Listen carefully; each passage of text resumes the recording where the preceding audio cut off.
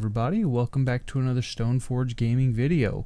Today we're going to be taking a look at how to create and paint rust effects for terrain and perhaps large models.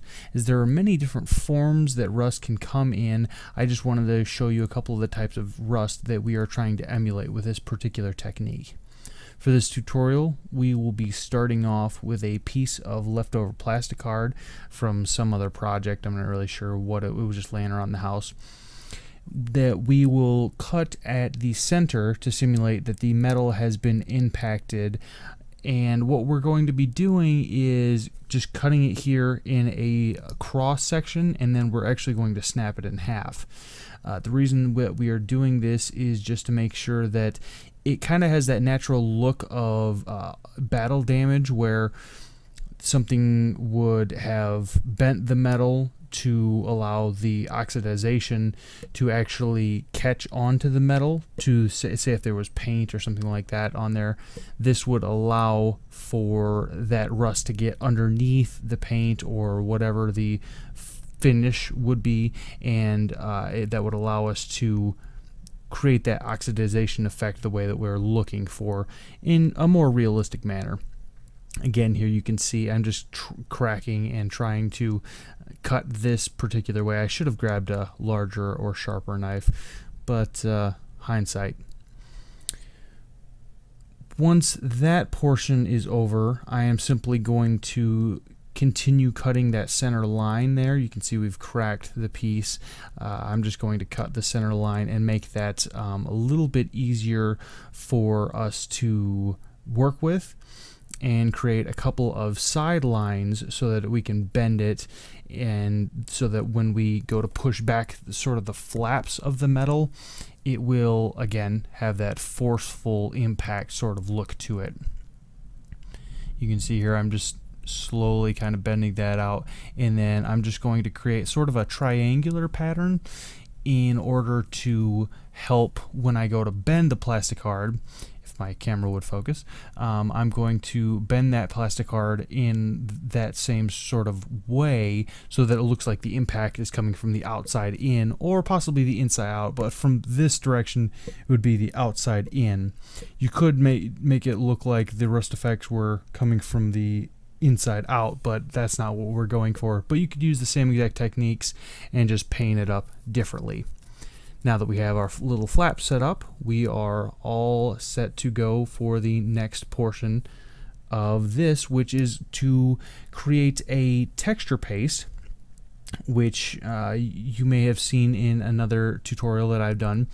Again, texture paste is very simple, very easy to do. We're just going to be adding some of the orange and browns, and these are all the different colors that we're going to be using for this particular portion of the painting. You're just going to want to get a little cup, something that you're not going to necessarily worry about too much, and a little bit of sand, paint, Elmer's glue or wood glue depending on your preference, and just start mixing them up.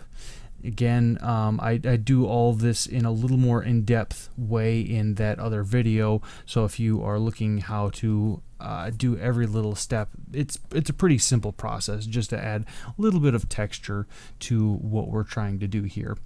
Now, I added a little bit of the browns in to make it look like that the rust had actually been sitting for quite some time. And when rust sits, you can see from those original pictures, there are many tones. It's not just orange. A lot of times we think of orange. I will be adding a little bit of this metallics in there, just so we can have some of those metallic flakes in the texture paste.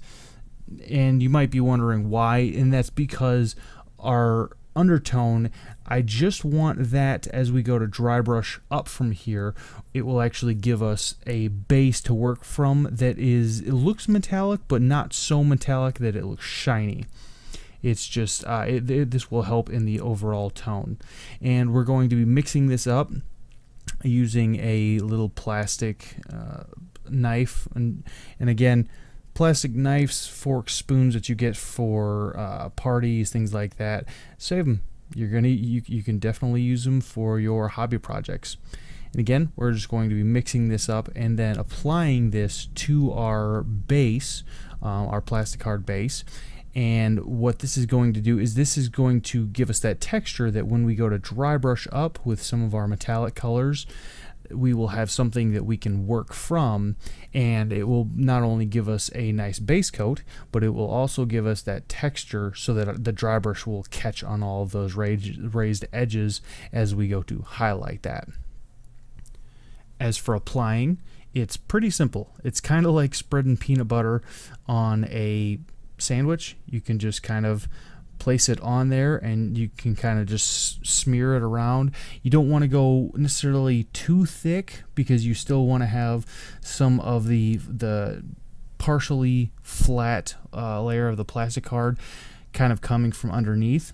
For this particular tutorial, we are simply going to go a portion of the way out and then stop so that I can show exactly how I will do. So if the idea that we are actually, say, something was attacking, say, a ship, and it had began to rust over the years, the idea is that the initial impact would break into the hull, and then afterwards the rust would begin setting in from that point and going outwards. And so what we're actually going to do is add some metallic colors on the edge of the rust effects here, the texture paste that we're putting on, and so we can actually kind of blend those two colors together to where it looks like the rust is spreading in a very natural way that rust normally does. Now that that texture paste is applied, we are all set to let that dry.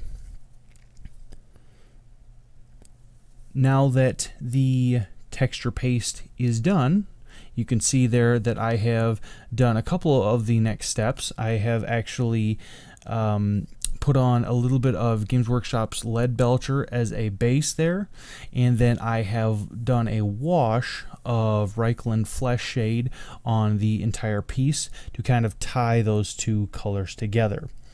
Now what we're going to be doing is adding a little bit of Necron compound in a dry brush, and once that is done, we will kind of begin getting those two colors to sort of match in overall tone. Not that we're going to have the outer colors look exactly the same, and again, we're just going to be simply kind of stippling / dry brushing this on to all of the raised areas. And you don't have to be too careful about this because again, we're going to be doing the same for not only the rust looking areas, but also the areas outside that it looks like maybe perhaps the rust is spreading to.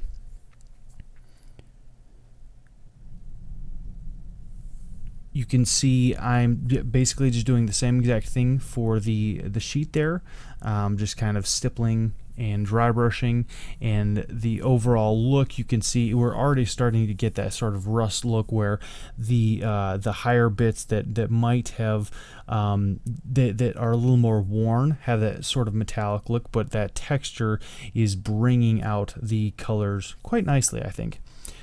I have completely finished off the dry brush portion of this, and then we're actually going to add in a nice Carroburg Crimson wash to select portions of the rust.